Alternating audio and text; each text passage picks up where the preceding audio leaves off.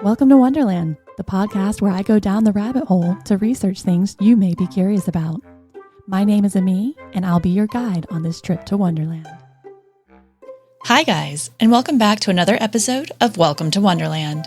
I found this month's topic to be really interesting, and if I'm being honest, I didn't even know it existed until a couple of months ago when Margaret Kerry, yes, the woman after whom Tinkerbell was modeled, was giving Barrett Gruber from the All About Nothing podcast an exclusive interview at Coastal City Comic-Con in March.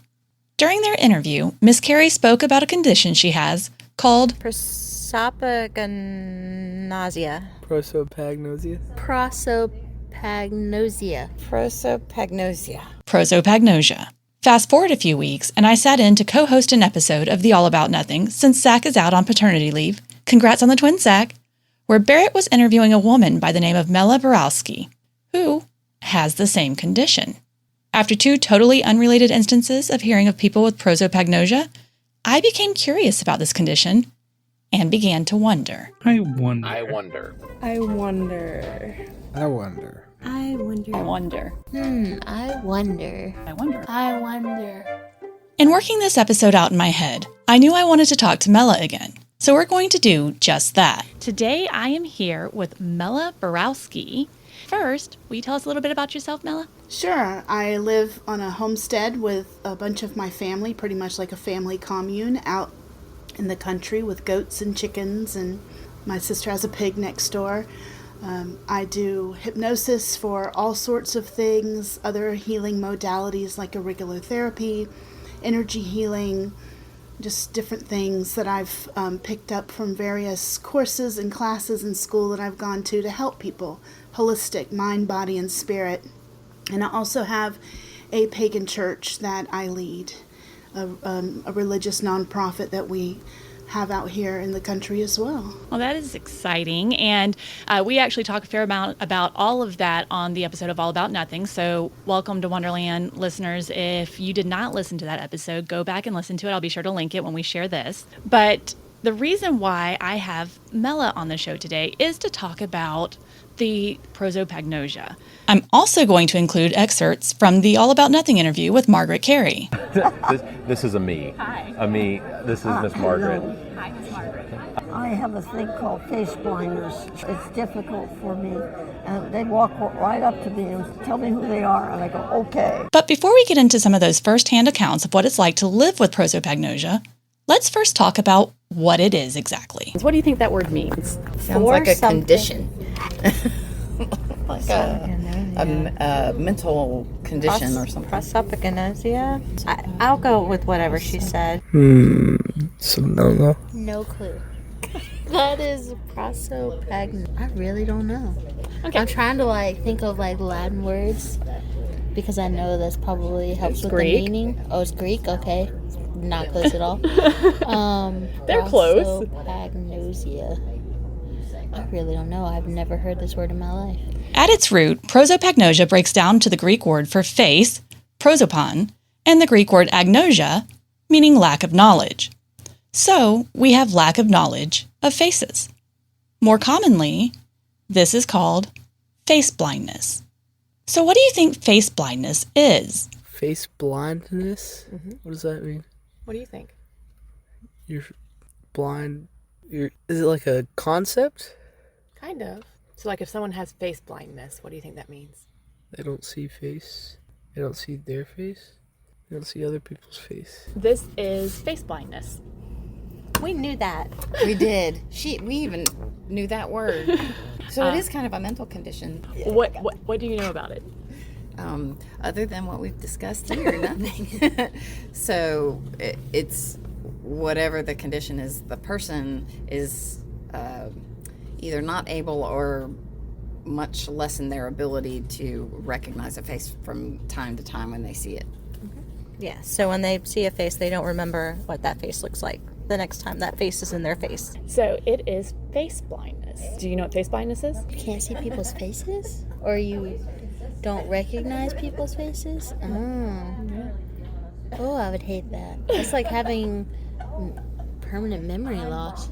Overly simplified, prosopagnosia is when a person has difficulty recognizing faces or facial expressions in spite of otherwise normal vision function. And a person who suffers from this may have perfect vision, 20/20 vision, may not even need glasses to see correctly. All of this happens in the brain, the visual processing and understanding.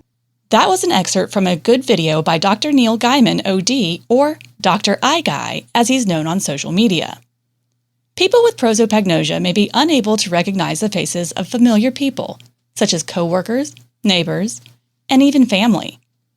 In extreme cases, a person cannot even distinguish their own face in a picture or in reflections. I'm having dinner at Tamashander, which was Walt Disney's favorite place to eat.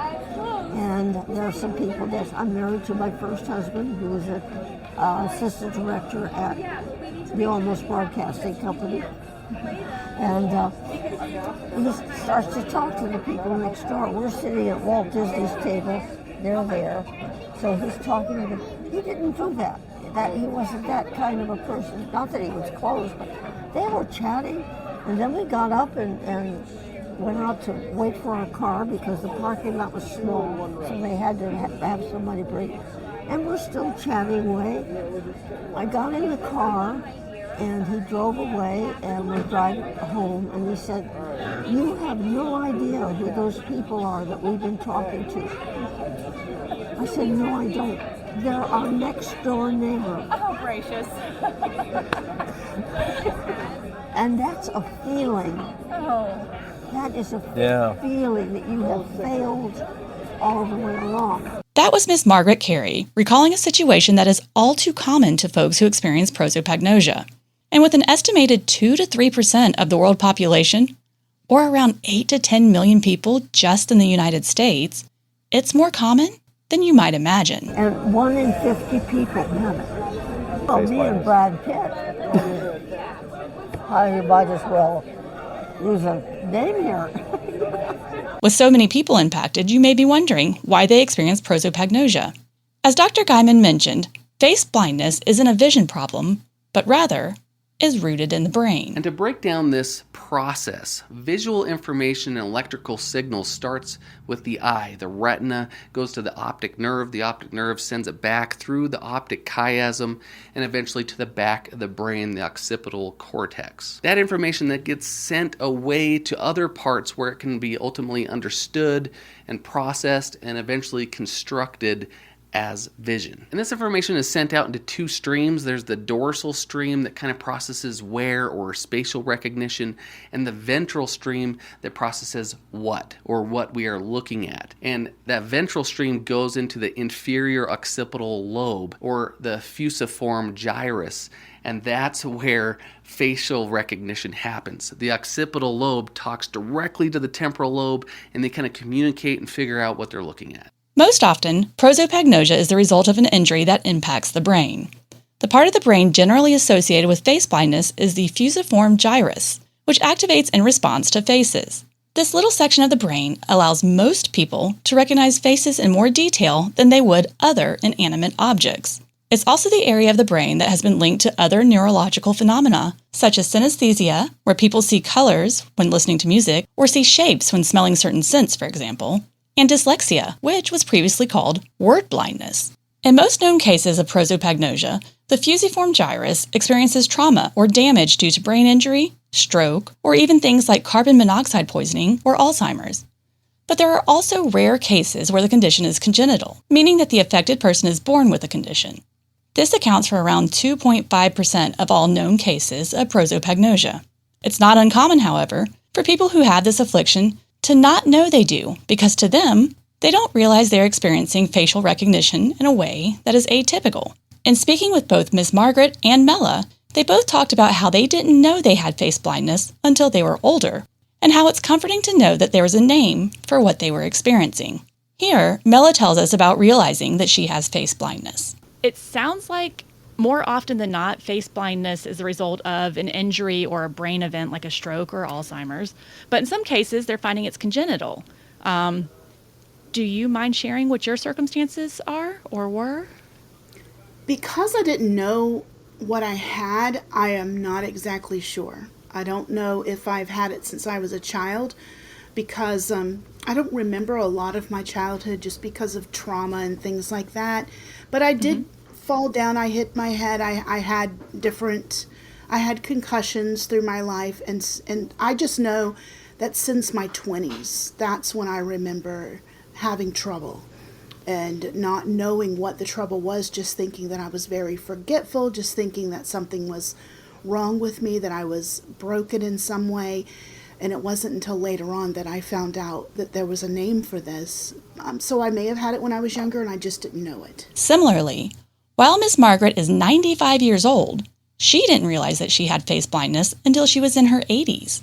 Because I only found out about 8 years ago that that's what it was. I found out because I read a story in the newspaper, and a lady has it so badly that she doesn't recognize her own children's faces. Goodness. So I do not have that. Yeah. But you can't, until somebody says something and you go, really?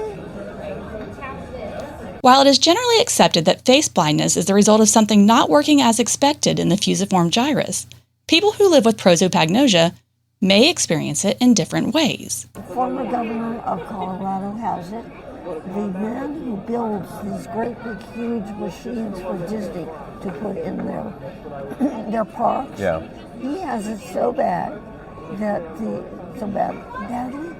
well, anyway, it's not good.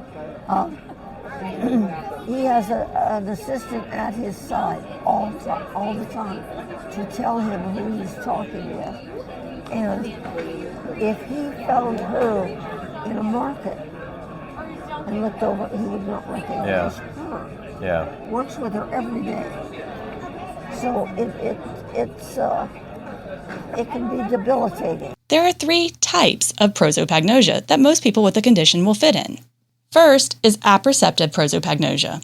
Folks who fall into this category cannot make sense of faces and are unable to make same different judgments when they are presented with pictures of different faces. With this type of prosopagnosia, the person may not be able to discern different facial features or emotions. They may see a person's face as blurry or distorted with no identifiable pieces. They may, however, be able to recognize people based on clues such as their clothing, hairstyle, skin color, or voice. Next is associative prosopagnosia. People experiencing associative prosopagnosia can typically make out faces and facial features, but there are impaired links between the early face perception processes and the somatic information we hold about people in our memories. The parahippocampal gyrus may also come into play with folks who experience face blindness in this way. Generally, they may be able to distinguish faces and facial features. Looking at photos and people, they can typically tell you if it's a male or a female, the person's general age, and other generic information about that person. But they may not be able to discern whose face it is, even if it is a familiar face. The third type is developmental prosopagnosia, or congenital prosopagnosia, and this is the kind that manifests in early childhood and is generally not attributed to any acquired brain damage. There is some belief that this type of prosopagnosia may even have a genetic link to it called hereditary prosopagnosia. Now that we've learned a little about the types of prosopagnosia and that people, even with the same diagnosis, experience it differently, let's hear from Mela how she experiences face blindness. Right. Okay. So what is it, if you can, I know how hard it is to describe something when it's normal for you, but what is it that you see? Like, do you see facial expressions and can you make out whether someone's happy or sad and you just can't put it back to the right person later? Can you tell us a little more about that? Yeah, I see people when I'm with them. So it isn't the kind of thing where when I'm looking at you right now, I see a blank space. It's just that when I look away, I'm not going to be able to describe what you look like. If tomorrow I'm not going to be able to tell somebody what color your hair is, what color your eyes are. I couldn't tell the police to do a sketch. Nothing like that. I'm not going to be able to remember you. If I passed you tomorrow in Walmart, I would not recognize you. So, but you have good vision, right? So right now you can see me for what I am. You can see that I've got blonde hair or brown hair and wearing a green shirt. Right. Okay. So, and this isn't something where So I tell people all the time that I'm bad with faces, but it's more like when I don't know somebody well, I won't recognize them out of the right setting. So if it's somebody I work with that I'm not especially close with, if I see them out, then I don't know. Like I'll go, they seem familiar, but I don't know why I know them. So it's not nearly that same kind of thing. Are you able to recognize like your family members on the regular, or just because of their gait or smell? Or There's a lot of things that, because I've had this for so long, you kind of train yourself. So what you mentioned about having maybe a coworker, but then if you see them out, you wouldn't recognize them. That's definitely something where if somebody is in the same place, I could recognize them just because I'm putting the context around them. So I think with my family, my kids are here, they're going into the same rooms that they're going into, but there is a possibility that if I hadn't seen them in a week or two and they passed by me out on the street, I would not recognize them. I've actually driven, when they were little, I drove right past them many times, and they ran after my car when I was going to pick them up from school because they weren't standing at the same place where they always stood. Wow. Is it the same way with pictures? Can you look at a picture and say, oh, yes, this is my daughter, or this is my husband, or only because you know that's who's in that particular picture? Sometimes, if I've kind of memorized it, it takes a lot of kind of brain power. That's how I try to explain it to people, is the amount of brain power. Let's say for you, if I wanted to remember what color your hair was and what you look like, the amount of brain power that I would have to start expending now to kind of dig that into my brain is so much that I just don't have the power to do that. So with my family and things like that, it's a little easier because I have constant contact with them. My kids live with me still, my husband. But if he came home today and his beard was shaved, I would be extremely shaken up, and I have before, and I would know that it's my husband, but he would look so different to me that I feel kind of scared inside. As you can imagine, living with the inability to recall faces presents additional challenges other than just not being able to recognize a face. Do you feel like people are offended if you don't recognize them? Oh, yes. Yeah. Oh, yes. I mean, you're sitting there for 4 hours and talking to them, and then the next day... No idea. Yeah. I mean, you remember that you talked to someone, yes. That you know that person's name. There. But is this the one? Mela echoed the same sentiment when we spoke. Oh, man. I think that's got to be incredibly difficult to deal with and to navigate just daily life. What are some of the biggest obstacles that you have in not being able to remember faces? I would say the biggest obstacle would be interpersonal, of just having people in my classes and having a church basically with people that see me almost every week, and yet I don't know who they are. And just having that, it's created kind of rifts with people because, like I said earlier, some people think I'm stuck up. They don't understand, especially before I was very open about it. So the biggest thing that I've had to deal with is interpersonal things of just people thinking I was just a horrible stuck-up person who didn't even want to talk to them when I saw them. Because people who don't experience face blindness cannot understand what people who do are experiencing, it's not uncommon for people who have prosopagnosia to also struggle with anxiety, shame, and depression. This came up with Mela while discussing her own experiences with face blindness. Because you're not doing it on purpose, and I think that anybody who has this, especially if they're undiagnosed, there's probably some kind of shame that they've got. Because I know I didn't want to go around people because I would be afraid that I would run into somebody that I didn't know and I'd have to pretend. I felt very inauthentic because I was pretending that I knew people all the time and had no clue who I was talking to. Couldn't even describe them to people later to figure out who it was in the end. And so the shame really brought me down. I felt very isolated. So if you think you have this and you've been isolating yourself, you've been feeling that shame, one of the best things that I did for myself that changed so many things in my life was learning to love myself. Like that, people might say that as kind of a trite little thing. It absolutely changed my life. It changed all my relationships and allowed me to just realize that this is how I am. And there are things that I can do. Because my face blindness, and I don't know if in your research it said anything about this, but it can also extend to recognizing cars, recognizing animals, and things like that. So I can't find my car because of this. I can't tell somebody what color my car is or what color of car anybody in my family drives because of this. It just doesn't shelf in my memory banks. It just not, not there. So it brings a lot of shame because you do feel like you are a lesser individual. So please realize that you are not alone. There's nothing to be ashamed about, and there's lots of things that you can do to help yourself. Recognizing who people are, and one of the best things is just telling the people to say, hey, remind me I have this thing. It's not a terrible thing, it's not a bad thing, it's just who I am, it's just how I am.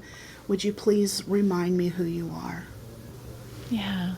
And it seems like that'd be so easy, but I guess maybe if you're shy or anything like that, that might be a bigger pill to swallow than it seems like it would be. And people get upset too. When I've asked that to people, and they get offended. So like they don't believe you? They don't understand? Yeah. What about me is not memorable? Or they'll make remarks like, I've been in your classes for 2 years now, and you don't remember me. I guess I'm just not memorable.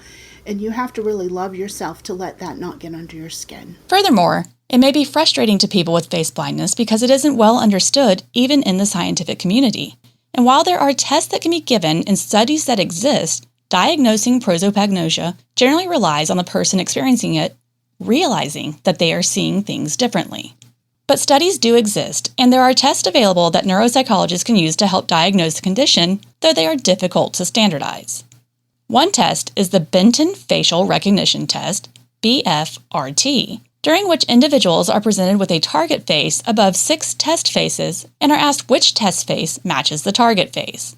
The images only include the face and are cropped to remove hair and clothes. For the first 6 images, only one face matches the target. For the next 7, 3 match, but the poses are different. Another test that is used is the Cambridge Face Memory Test, the CFMT. In this test, the individual is presented with 3 images each of 6 different target faces.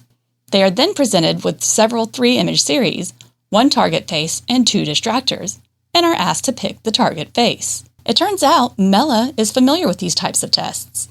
In doing some of the preliminary research for this episode, it looks like there are tests that they can do, MRIs and various tests to officially diagnose it, but that most people are self-diagnosed with the face blindness.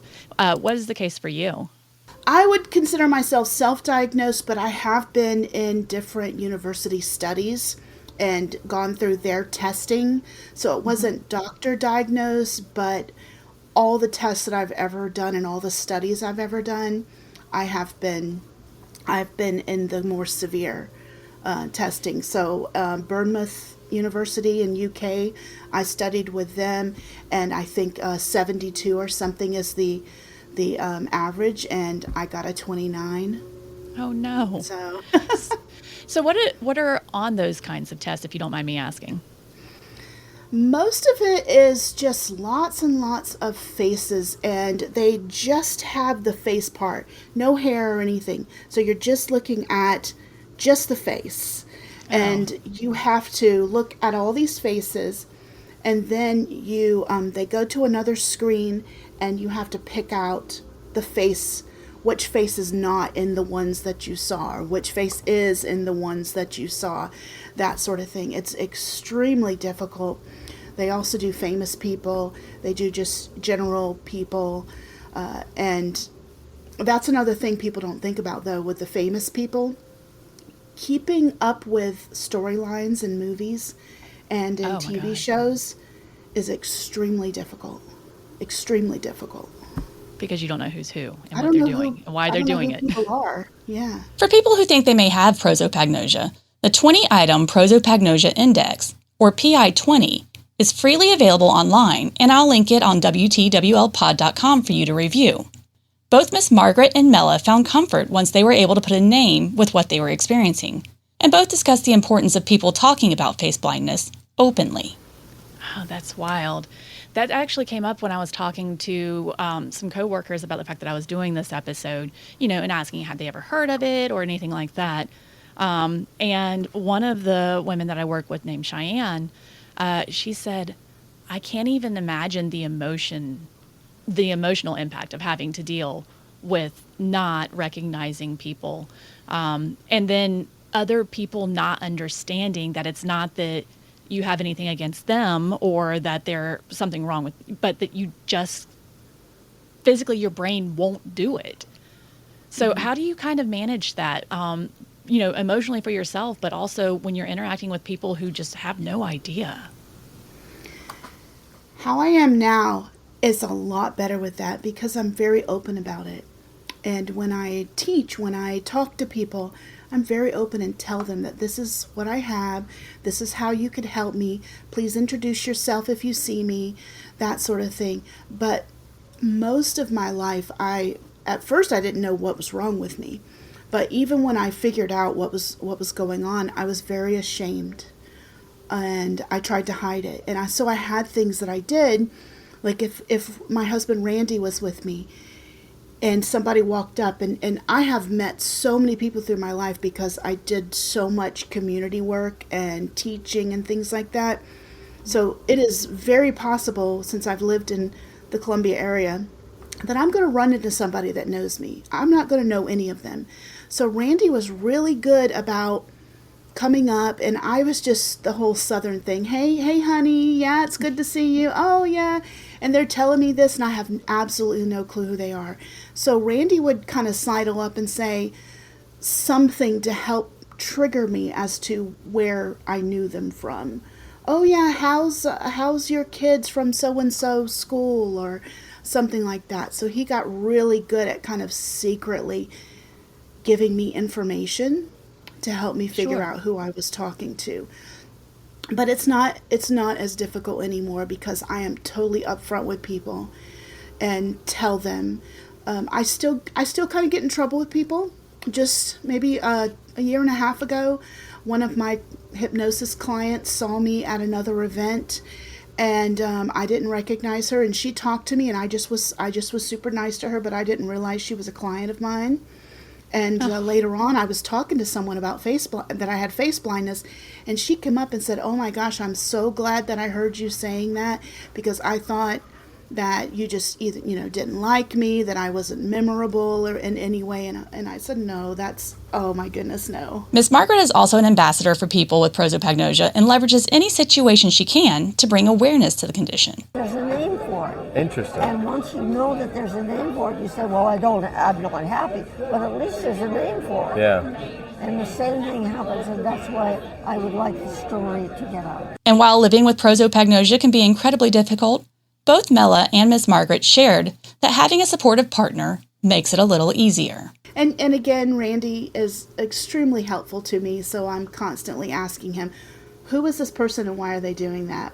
And then he tells me, oh, well, okay, that makes sense. So he's very helpful with that. Despite the obstacles they face, both of these women are able to find humor in their situation. I've been doing pretty good with things, and Randy's been really good about helping me, and I've found different ways to recognize people from context. But we were at a social situation a couple weeks ago. We had someone that we didn't know sit down beside us, and he sat right beside me, and Randy was across from me. And we talked to this person for a while. We were having dinner, and I had no clue that the person got up and somebody else sat down in their seat. They went to mingle with somebody else. So I look back and continue the conversation. And the new guy who had a tattoo that I had no clue that was even a different person was talking about the same thing. And so I could not recognize that this was a different person. So the whole time on the way home, I was talking to Randy about this guy and all the things that he had said. And Randy said, "Who are you talking about?" And he told me that we had been talking to two different guys. And he tried to explain to me what one guy looked like and what the second guy looked like. And I could not even pinpoint at what point the other guy must have gotten up and the new guy sat down. And I said, I should not be allowed to leave the house. That is wild. Gosh, would you, this sounds super insane, but would you know if you had an intruder in your house or if it was somebody who was allowed to be there? Oh my gosh. New fear triggered. Oh no. That's it for this episode of Welcome to Wonderland, my Wonderlings. And I hope that you found this topic as interesting as I have. My full conversation with Mela Borawski is around 30 minutes long and available on YouTube for you to view. I will also post the conversation with Miss Margaret in its entirety. Both of these women are advocates for people with prosopagnosia and strongly encourage people to talk about the condition. Please share this episode to help continue to spread awareness so the 10 million Americans who may experience some form of face blindness don't feel like they're alone.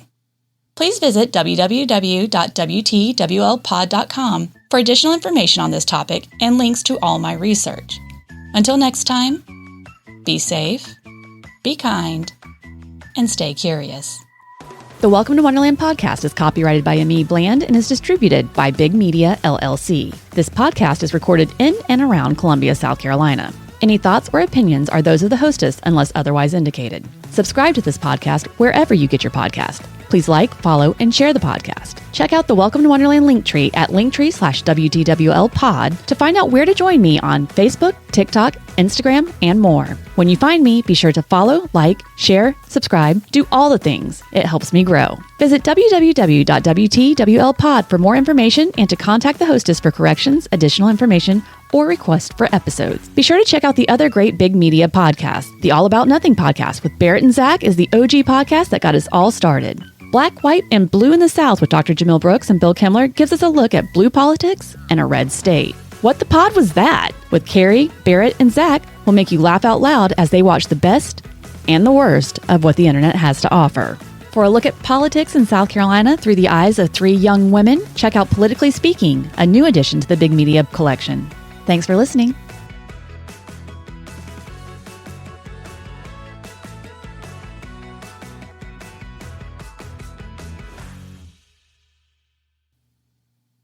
I did it! See, it was short. That wasn't too bad, right? Are you asleep? Oh my God. Did you fall asleep at boredom? Are you even here? Okay. I was going to let you get all of that in there. Oh, man. The preceding podcast is solely owned by its host or hosts and is distributed by Big Media, LLC. Copyright 2025, all rights reserved.